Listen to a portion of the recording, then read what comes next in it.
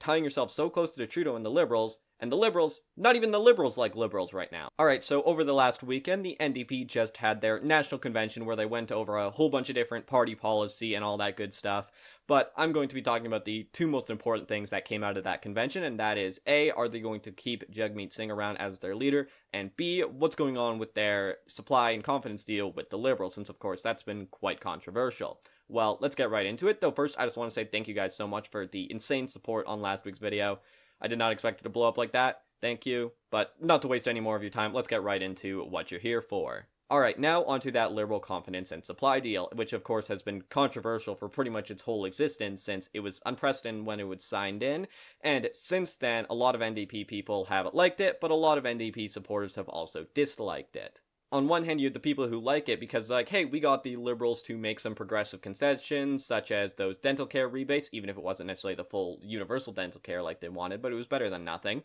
But then you also have the people who disagree with this, like me, even though I'm not an NDP voter, I definitely side with the NDP voters who are against it, in that you are tying yourself down to a sinking ship here, Jagmeet, and the rest of the NDP, because you guys are tying yourself so close to the Trudeau and the Liberals, not even the Liberals like Liberals right now. So what are you doing, man? You're tying yourself down to a sinking ship right now, is what you're doing by tying yourself so close to the Liberals, at least in my opinion, and it seems a lot of people who support the NDP typically are feeling that way online as well. And that backs up with their polling, since their polling has been absolutely atrocious so far for the next election. But we'll get to the polls in just a little bit. Now we're going to talk about, well, are they going to break off the deal or not? So far, they're not immediately breaking off the deal. However, they have drawn their lines in the sand. Let's read part of this article to show what I mean. So, right here. But later that afternoon, a non-binding resolution supported by more than 24 riding associations that called on the party to declare that, quote, continued confidence in supply is contingent on government legislation that clearly commits to a universal, comprehensive, and entirely public pharmacare program, end quote, received overwhelming support. It was so popular that Singh's team told reporters Friday they were getting behind it. But that means Singh has now lost some bargaining power. He has no flexibility. Yes, he can firmly demand a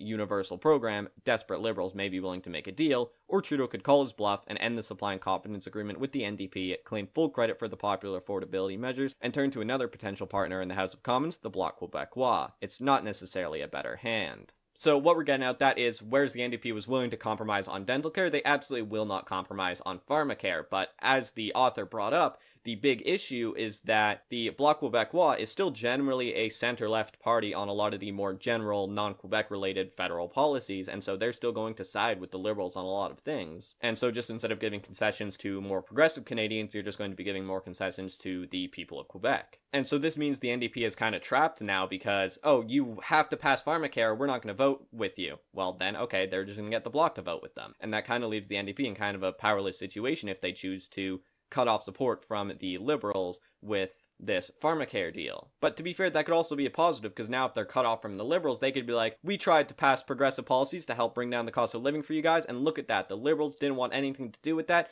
We, NDP, are going to bring down the cost of living and ensure you have dental care and that you have pharmacare, when the Liberals were assuring that you were not going to get that by not supporting our policies to help get that for you. I think it would actually almost be a good thing if the NDP broke off over this pharmacare deal, because then they could attack the Liberals like that. Again, not an NDP supporter by any means, but just thinking from the mind of an NDP supporter, I feel like that would make sense as to what you want. Again, NDP supporters, comment down below what you think about all this. Should the NDP be getting rid of this supply and confidence deal, or should they continue? And of course, non-NDP voters, put your comments down below on the whole ordeal as well. But now, what you're all really here for. Are they keeping around Jagmeet Singh? Yes, they are. Yes, they are. They voted him with 81% approval, which does sound quite high, but it's actually not, because that's down from 87%, whereas approval was at last time, and party leaders can often resign, say, in the high 70s. So it seems like his support is definitely draining, though overall it's still pretty alright. But I personally don't think this is good for the NDP. Jagmeet has not been a phenomenal leader.